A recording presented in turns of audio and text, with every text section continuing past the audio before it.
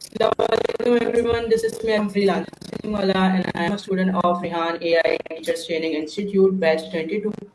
आज के हमारे इंटरव्यू के गेस्ट बहुत ही अच्छे, बहुत ही होनहार, बहुत ही स्ट्रगल वाले person sir Waqas Ahmed marketing वाले हैं। तो इनके बारे में जानते हैं, इनके एफर्ट्स के बारे में जानते हैं, इनके स्ट्रगल्स के बारे में जानते हैं, इनके एजुकेशन के बारे में जानते हैं। तो सर वकास, अस्सलाम वालेकुम, कैसे हैं आप? वालेकुम अस्सलाम जी, अल्लाह का शुक्र है, मैं खैरियत से हूँ। आप ठीक हैं?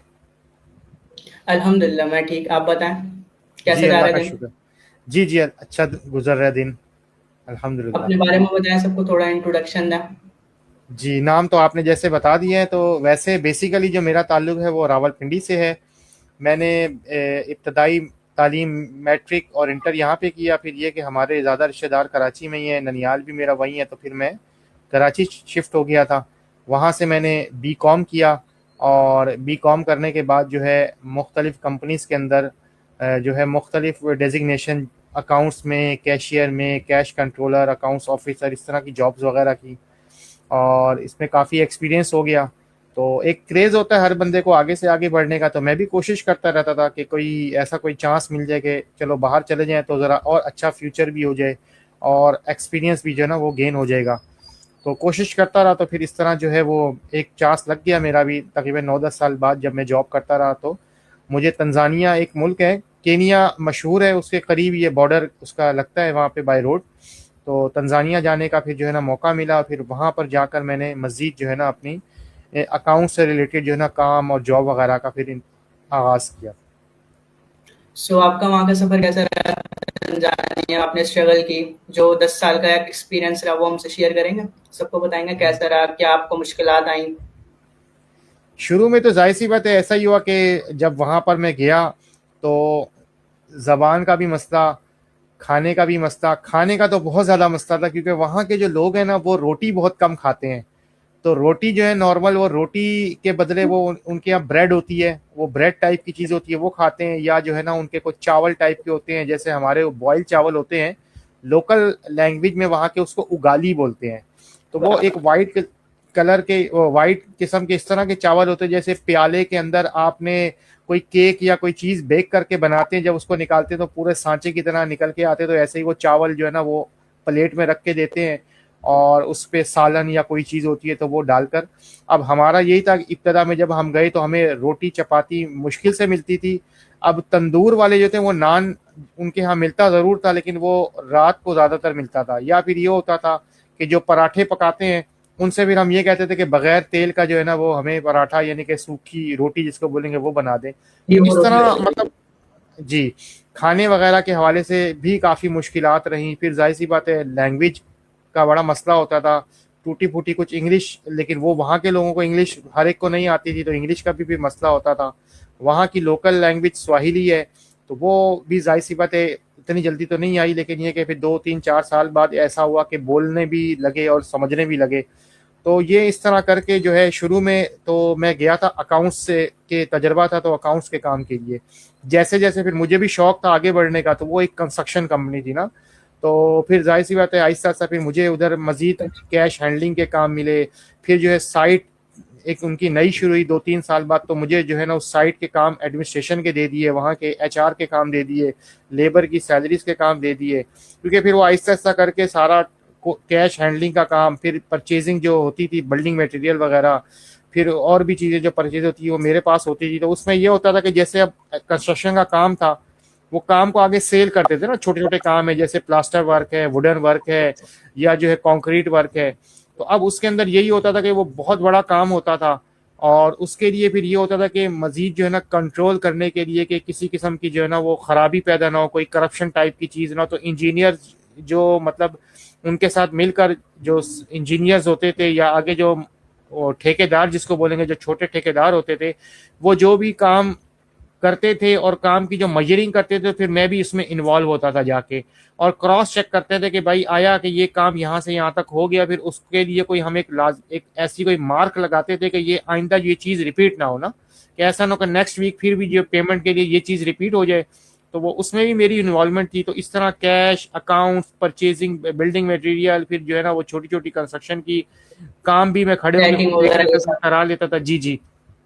तो एक 9-10 साल के अंदर एक ह्यूज एक्सपीरियंस हो गया था मुझे। फिर मुख्तलिफ ममालिक के लोग थे हमारी कंपनी में, चाइनीज भी थे, इंडिया के लोग भी थे, मुसलमान भी थे, गैर मुस्लिम भी थे, टर्किश भी थे। तो इस तरह मुख्तलिफ, फिर फ़लस्तीन, वो दुबई, इस तरह अरब कंट्रीज के भी कुछ लोग वहाँ पर थे, इजिप्ट के भी लोग थे। उन सारों के साथ मिलकर फिर काम करने का जाहिर सी बात है मौका मिला। तो आप समझ सकते हैं मुख्तलिफ अक़वाम, मुख्तलिफ ज़बान के लोग, तो एक अच्छा तजर्बा और एक अच्छा एक्सपीरियंस रहा। सो मतलब आपका ये एक्सपीरियंस बहुत अच्छा रहा। जी जी जी, बहुत अच्छा रहा एक्सपीरियंस। और पाकिस्तान फिर वापस कब आए आप? मैं गया था सन 2009 में, और 2018 यानी कि 2017 या 2018 के शुरू में जो है मेरी वापसी हुई। तकरीबन 10 साल की मैं वहाँ पे रहा मुकम्मल। 10 साल मतलब रहे हैं आप। जी जी, वहाँ और पे 10 साल रहा। अपनी एजुकेशन के बारे में बिल्कुल बताएगा। जी, मैंने जो है इंटर किससे किया? इंटर जो है मैंने रावलपिंडी में पंजाब ग्रुप ऑफ कॉलेज है, तो उसमें पंजाब कॉमर्स कॉलेज जो इनका एक वो है ब्रांच है, उसमें से मैंने आई कॉम किया था। और उसके बाद कराची जाके मैंने बी कॉम किया। बाकी फिर ये कि फिर जॉब्स करता रहा, तो उसके साथ एक्सपीरियंस मेरा अकाउंट्स का होता रहा। और अभी रिसेंटली आप क्या कर रहे हैं? फिर उसके बाद ऐसा हुआ कि जी जी कंटिन्यू। फिर ऐसा हुआ कि जाहिर सी बात है, मैं जब वहाँ वहाँ पे रहा तो परचेजिंग जैसे करता था, बिल्डिंग मटेरियल, फिर जो है कंस्ट्रक्शन की चीज़ें भी देखता था, एडमिनिस्ट्रेशन की चीज़ें भी देखता था, हार्डवेयर मटेरियल और भी बहुत सी चीज़ें। तो जहन तो यही बना कि अब इसमें एक्सपीरियंस हो गया, चलो अब बाहर से वापस जब पाकिस्तान जाएंगे तो कोई अपना खुद का काम करें और इसी फील्ड से रिलेटेड कोई काम करें। लेकिन ये कि जब पाकिस्तान वापस आए तो ऐसे कोई मौके नहीं मिले। अब ये कि जाहिर सी बात है, मैं पहले तो गया था पाकिस्तान से बाहर, तो मैं सिस्टम को छोड़ के गया, मतलब बगैर सिस्टम वाले, मतलब हम कहेंगे कि अपने मुल्क को छोड़ के गया। लेकिन जब मैं वहां पर गया तो मैं जो है ना सिस्टम में रहा, तो वहाँ की वजह से, रहने की वजह से पंक्चुअलिटी मेरे अंदर आ गई, उसूल आ गए, पंक्चुअलिटी और इस तरह की चीज़ें आ गई। जब मैं यहाँ वापस आया तो फिर कुछ लोगों से, तजर्बेकार लोगों से मैंने बात की, मशवरा किया, तो उन्होंने कहा कि आप एक सिस्टम वाले कंट्री में रहकर आए हैं और यहाँ पे किसी चीज़ का कोई इस तरह सिस्टम नहीं है ना, तो आप अगर जिस तरह चाहते हैं कि आप जो तजर्बा लेकर आए हैं वहाँ का तजर्बा और यहाँ के लोग, क्योंकि बगैर लोगों के तो आप काम नहीं कर सकते। आप 10 साल बाद पाकिस्तान में आए तो आपको तो ना रिवाज पता है, यहाँ का निज़ाम पता, ना यहाँ के नए कवानीन पता है, आपको पुराने कवानीन याद है। तो फिर काफ़ी कोशिश की कि इससे रिलेटेड कोई काम कर लूँ, लेकिन मुझे इस तरह के कोई सिंसियर मुखलिस या कोई इस तरह के लोग नहीं मिल पाए कि जिनके साथ मिलकर मैं अपने तजर्बे और अपनी जो सरमायाकारी है उसको लगाकर जो है ना इस काम को आगे एक्सपेंड कर सकूँ। तो फिलहाल मैंने ये काम तो किया नहीं। फिर हुआ ये कि हमारे एक जानने वाले हैं, उनका जो है मेडिसिन का काम है, तो फिर उन्होंने बड़ा अच्छा मशवरा दिया कि मेडिसिन का काम भी अगर आपको करना है तो पहले उन्होंने मुझे फिर से जॉब पे लगवा दिया ना। कह रहे हैं कि अब आप पहले तकरीबन 1 साल 8 महीने 10 महीने 12 महीने 14 महीने जॉब कर लें, उसके बाद आप सिस्टम को समझें। कि देखिए बाद औकात हम कोई भी, जी जी, देखिए इंसान जो है ना ऐसा है कि जो चीज़ उसको दिख रही होती है उस पर ही जो है ना इंसान जो है ना वो अपना नतीजा निकाल रहा होता है। दूर से हमें हर बिजनेस, हर काम के बारे में यही लगता है कि यार यही वाला काम बहुत अच्छा है, ये बहुत कमा रहा है, लेकिन उसके पीछे जो स्ट्रगल होती है, उसके पीछे जो दिन रात की मेहनत होती है, उसकी अनथक कोशिशें होती है, वो इंसान को तभी पता लगती है कि जिसने खुद की हुई हो। एक शख्स ऐसा है कि जो है जिसको सब कुछ बना बनाया मिल जाए, जैसे किसी को विरासत में कोई चीज़ मिल जाती है, या कोई बना बनाया किसी को बिजनेस ऐसे मिल जाता है कि जब बच्चा जवान होता है तो वालिद ने मेहनत की होती है शुरू से, तो जब वो बड़ा होता है तो उसको जॉब करने की ज़रूरत नहीं मिलती, वो अपने वालिद साहब का बिजनेस संभाल लेता है। लेकिन अगर कोई शख्स खुद से मेहनत करे और कोशिश करे तो फिर उसको पता लगता है कि क्या ये काम कर सकता है या नहीं कर सकता। तो फिर मेरे साथ भी यही हुआ कि जब मैं मेडिसिन की जॉब करने के लिए गया तो फिर मैंने वहाँ का जब सारा सिस्टम देखा कि क्या हो रहा है, मतलब काम कैसे करना है, कैसे परचेजिंग होती है, कैसे सामान को अरेंज करना है, कैसे जो है माल बेचना है, कितना नफ़ा रखना है, कितना जो है इसके अंदर जो है प्रॉफिट रेशो निकलता है, कितना इसके अंदर एक्सपेंस को ऐड करना होता है, ये सारी चीज़ें देखने के बाद तकरीबन साल बाद मुझे फिर कुछ चीज़ें समझ में आना शुरू हुई। उसके बाद जब मैंने जॉब की और जॉब कर करके मुझे कुछ समझ में आया तो उसके बाद फिर मैंने अपना काम खुद से करने का स्टेप उठाया आगे। सो अभी आपका अपना मेडिसिन का काम है? जी, अभी फिलहाल मेरा अपना खुद का मेडिसिन का काम है। माशाल्लाह। और अभी आप कौन सी सिटी से बिलोंग करते हैं, कौन से शहर में रहते हैं? जी मैं फिलहाल रावलपिंडी में रहता हूँ मैं। रावलपिंडी से बिलोंग करते हैं।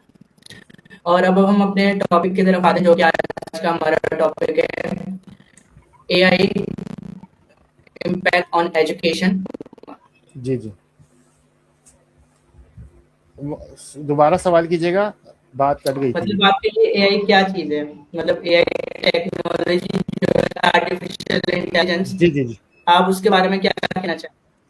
असल में मैं खुद अगर बताऊं तो मैं जो इस वक्त काम कर रहा हूं, जाहिर सी बात है मेरा जो फील्ड रही है वो अकाउंट से रिलेटेड थी, और अकाउंट का टोटली काम ऐसा होता है कि 6 से 8 घंटे हम ऑफिस में बैठ कर ही काम करते थे, वहीं जी, सारा ऑफिस बैठ के में। काम करना होता है। अब जब बिजनेस की इस लाइन में आए तो ये जो मेरा काम है, इस काम के अंदर मैंने क्योंकि छोटे लेवल से और कम सरमाए से काम करना था, तो मैं कोई बड़ी दुकान नहीं बना सका, और दुकान जाहिर सी बात है तजर्बे के बाद ही बनती है। जो मेरा काम है वो क्या है, बिल्कुल ऐसे सप्लाई ही का है। काम है। तो मैं क्या करता हूँ कि छोटा सा एक गोडाउन जैसे ले लिया मैंने, अब मैं दूर शहरों में जाता हूँ और वहां पर जाकर जो है ना ऑर्डर बुक करता हूँ, मार्केटिंग करता हूँ। तो अब मेरे लिए सबसे मुश्किल काम यही होता है, क्योंकि पिंडी जैसे शहर है, अब जाहिर सी बात है जो पुराने 30 साल 40 साल से लोग बड़े बड़े होलसेलर बैठे हुए हैं वो वहां पर ऑलरेडी सामान डिलीवर कर रहे हैं, और जब मेरे जैसा कोई नया बंदा जाता है तो वो यही कहते हैं भाई आपके तो रेट ज्यादा हैं, क्योंकि मेरी वो परचेजिंग ही नहीं है और हो भी नहीं सकती। अगले 30 साल बाद हो सकता है कि वो और आगे चले जाए जब मैं 30 साल तक वहां पहुंचूं। तो अब हाँ, ये कि मैं जाता हूँ दूर दूर शहरों में, तो मेरी जो है ना ट्रैवलिंग बहुत ज़्यादा है। अब ट्रैवलिंग बहुत ज़्यादा है, मिसाल के तौर पे 5 घंटे का काम है तो बादों का 4 घंटे की ट्रैवलिंग हो जाती है, तो दिन का 8-10 घंटे का हिस्सा यूँ मेरा वो हो जाता है, इस्तेमाल हो जाता है। तो अब ये है कि आहिस्ता आहिस्ता जैसे अब पता लगा कि भाई एआई के टूल्स हैं, चैट जीपीटी है, जेमिनाई है, इस तरह की चीज़ें हैं, एआई एजेंट्स हैं, तो ये तो बड़े काम की चीज़ें हैं।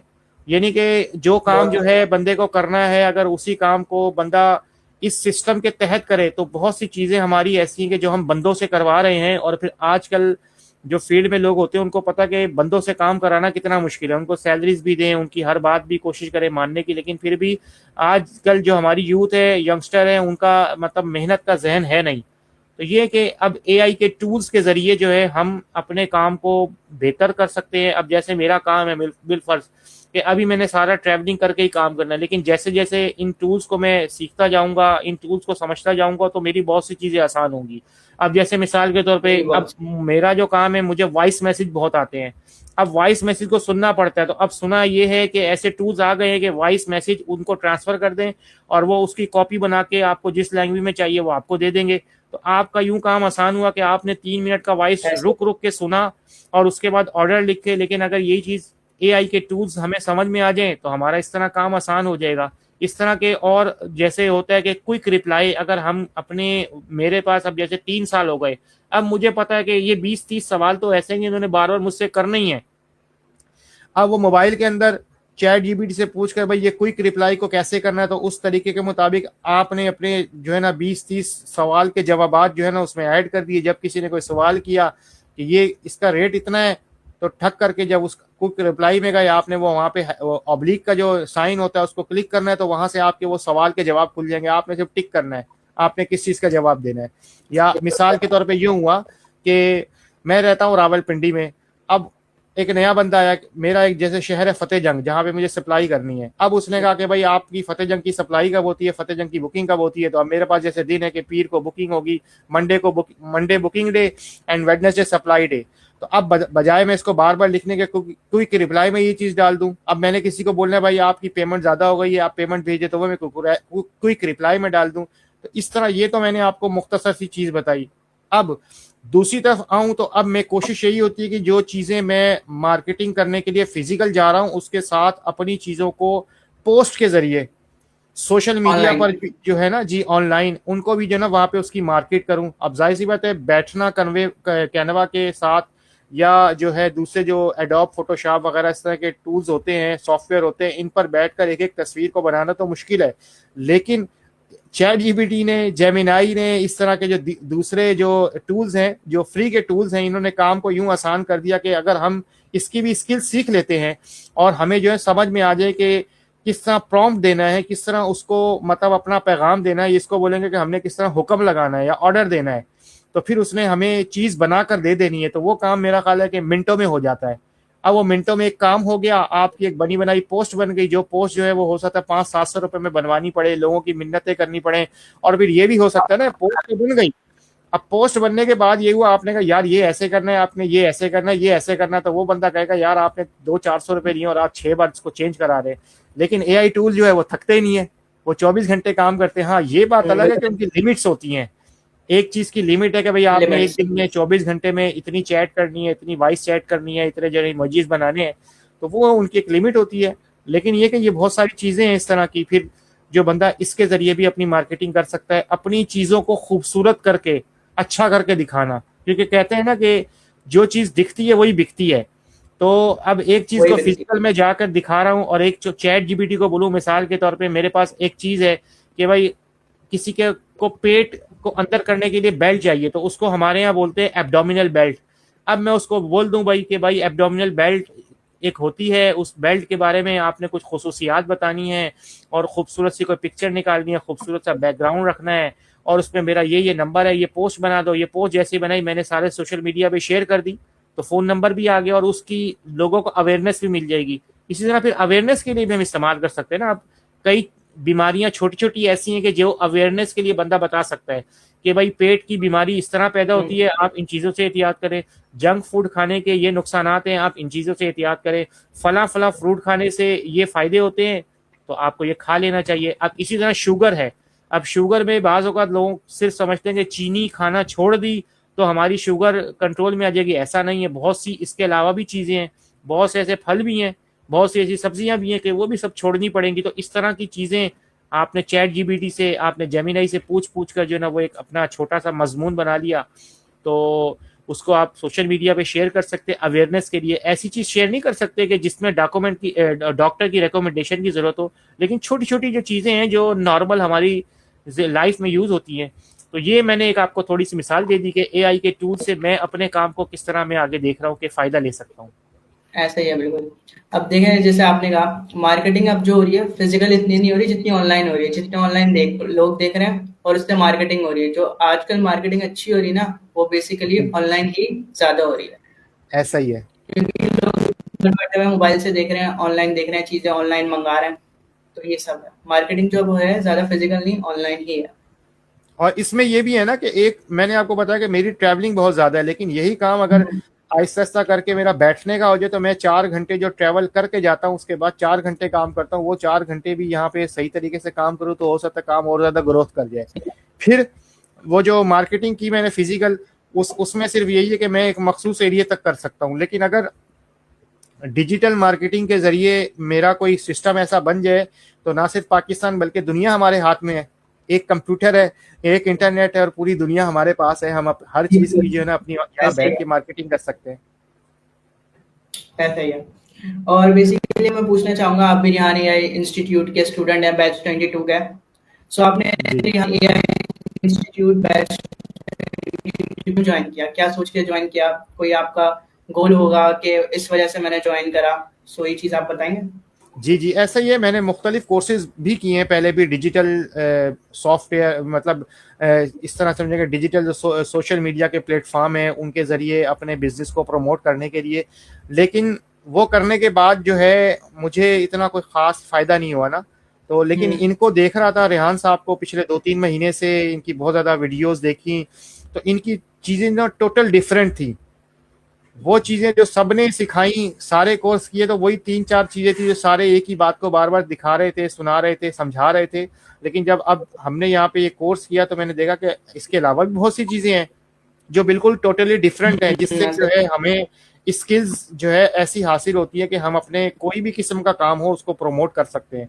मतलब ये जो टूल सिखा रहे हैं, अब मेरा अगर बिजनेस है तो मैं अपने बिजनेस को प्रमोट कर सकता हूँ। अगर कोई मस्जिद के इमाम है या कोई कारी साहब हैं तो वो चाहें तो इससे जो है ना कोई दीनी कोर्स करवा सकते हैं, ऑनलाइन कुरान करीम की तालीम जो है वो दे सकते हैं।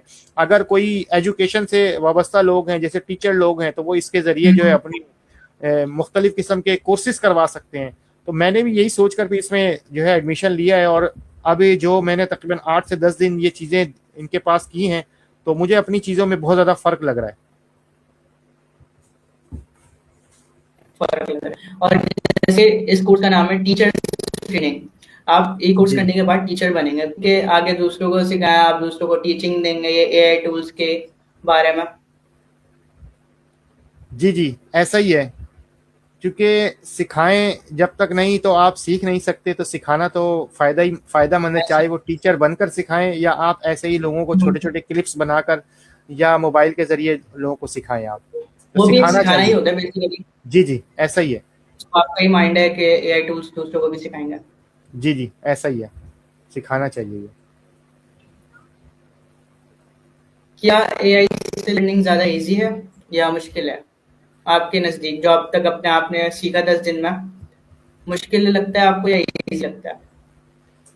मुश्किल कोई भी काम उसके लिए कि जिसको दिलचस्पी ना हो, और जिसके लिए जिसकी दिलचस्पी है उसके लिए वो काम आसान हो जाता है। अगर जाहिर सी बात है इसको हम सर पे सवार कर लेंगे तो जाहिर सी बात है ये मुश्किल ही लगेगा।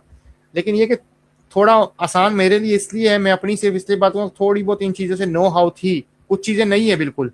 अब हुँ। जैसे बहुत सी चीज़ें ऐसी है कि जो बिल्कुल नहीं है, लेकिन ये कि कैनवा से पोस्ट बनाना ये आसान था। चैट जीपीटी का इतना इस्तेमाल कर लेते थे, वो भी रेहान साहब को सुन सुन के ही किया था, लेकिन ये पोस्ट वगैरह बनाना, प्रॉम्प्ट देना, अब ये यहाँ पर सीखा। तो अब वही लगा कि चीज़ें तो आसान है, आपने सिर्फ ऑर्डर रिप्लेस करना है, जिसको बोले जितना अच्छा ऑर्डर देंगे उतनी चीज़ बन के आएगी बाहर। ये जितना जितनी अच्छी डिस्क्रिप्शन। जी जी, ऐसा ही है। और बहुत स्कोप नजर आ रहा है इन चीज़ों का, जितनी चीज़ें ये करा रहे हैं ना, ये बहुत ज़्यादा स्कोप वाली चीज़ें हैं। इसका बहुत आगे फ़ायदे हैं। आगे जो जनरेशन वगैरह आ रही हैं, आगे जाके एआई का बहुत फ़ायदा है। जी जब भी जी, आजकल सबका फोकस जो है एआई की तरफ है। ऐसा ही है। और आपको क्या लगा है, एक चीज़ बता रहे हैं, हम चैट जीपीटी को लिखते हैं, जो लिखें वो दे देता है हमें। जेमिनी को जो लिखें वो हमें दे देता है। तो अब हमें टीचर्स की ज़रूरत नहीं पड़ती कि हम टीचर से जाके पूछें, टीचर आप हमें ये ऐसा ही, बता दें, टीचर आप वो बता दें। तो आपको क्या लगता है आगे टीचर्स की ज़रूरत होगी या हमें एआई बहुत है?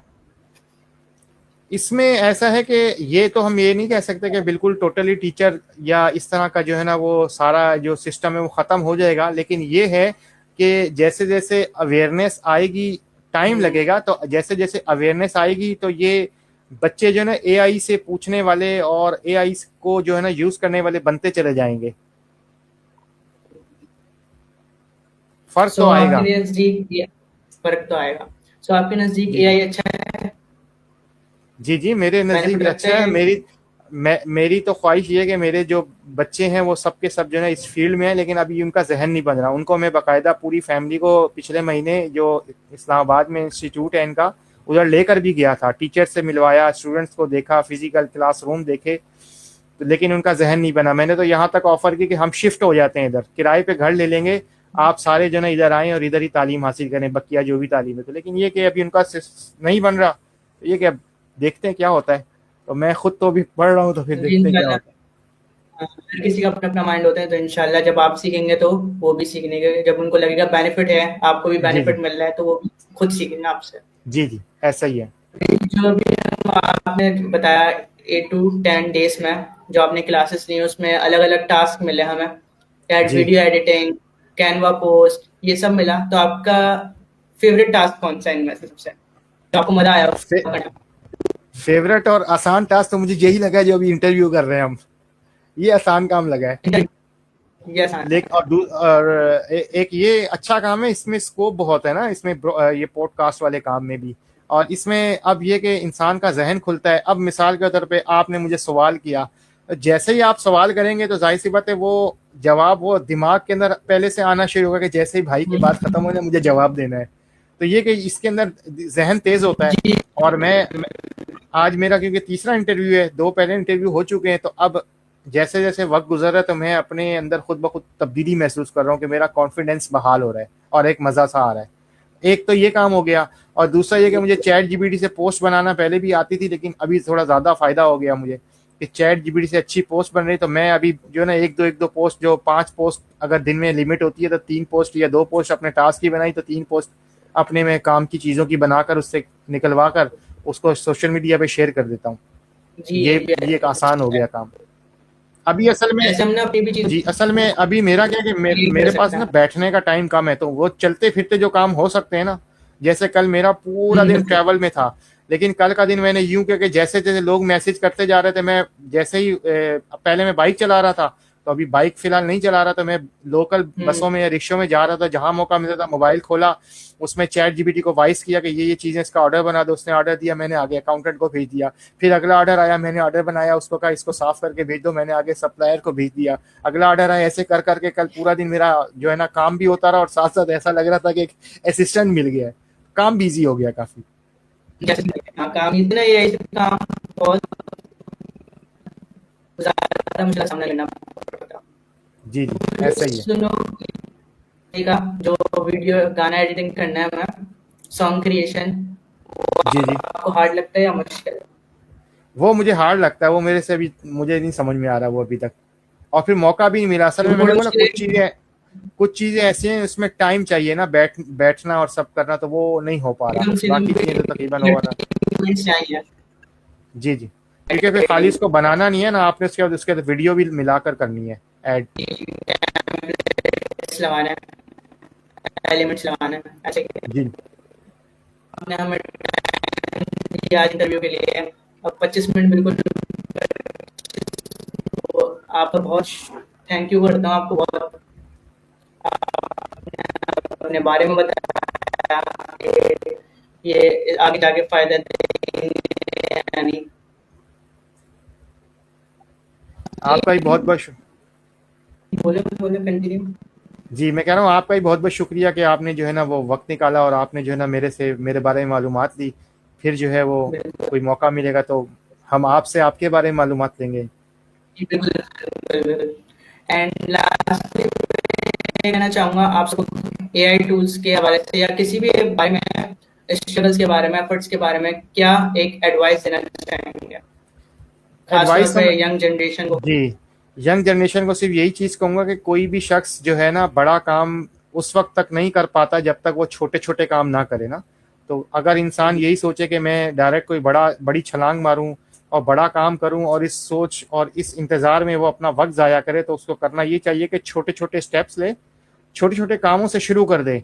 अगर आपको मिसाल के तौर पे कंस्ट्रक्शन का काम करना है, तो आपको यही करना पड़ेगा कि पहले किसी कंस्ट्रक्शन कंपनी में नौकरी करनी पड़ेगी, या कोई हम्म। भी काम करना है तो उस काम को अपना काम करने के लिए कम से कम 6 महीने, 8 महीने, साल, 1 साल किसी के पास फ्री में जाएं, किसी के पास तनख्वाह पे जाएं, आप पहले उस काम के अप एंड डाउन को समझें, फिर उसके बाद अपना बिजनेस करें। डायरेक्ट किसी को देखकर कि यार इस काम में बड़ा फायदा है, मैं भी बिजनेस कर लूं, और 5-10 लाख रुपए लगा दें और जो था वो भी हाथ से चला जाए, इससे बेहतर है कि पहले उस काम को समझ लें, उसके बारे में देख लें आप कर सकते हैं नहीं कर सकते, उसके बाद ही करें। छोटे छोटे स्टेप लेंगे तो आप बड़े बड़े स्टेप लेकर आगे पहुंचेंगे। जी बिल्कुल ऐसा ही है। देखें आप सब भी, सर्वकाश ने बिल्कुल सही कहा, नॉलेज सबसे पहले ज़रूरी है। जिस काम की अगर नॉलेज ही ना हो तो वो हम कैसे कर पाएंगे अपना, इम्पोर्टेंट चीज़ है। बिल्कुल ऐसा ही है वकास सर। जी जी, ऐसा ही है, बिल्कुल नॉलेज बहुत ज़रूरी है। जी बिल्कुल ऐसा ही है। सो इनकी ये मैसेज सब याद रखें, इससे इंस्पायर्ड हो। और again thank you so much आपका टाइम देने के लिए। आपका भी बहुत बहुत शुक्रिया एक बार फिर। जी। सो एवरीवन, यही था आज का इंटरव्यू सर्वकाश के साथ। बहुत अच्छा टाइम रहा, आप लोगों ने भी देखा।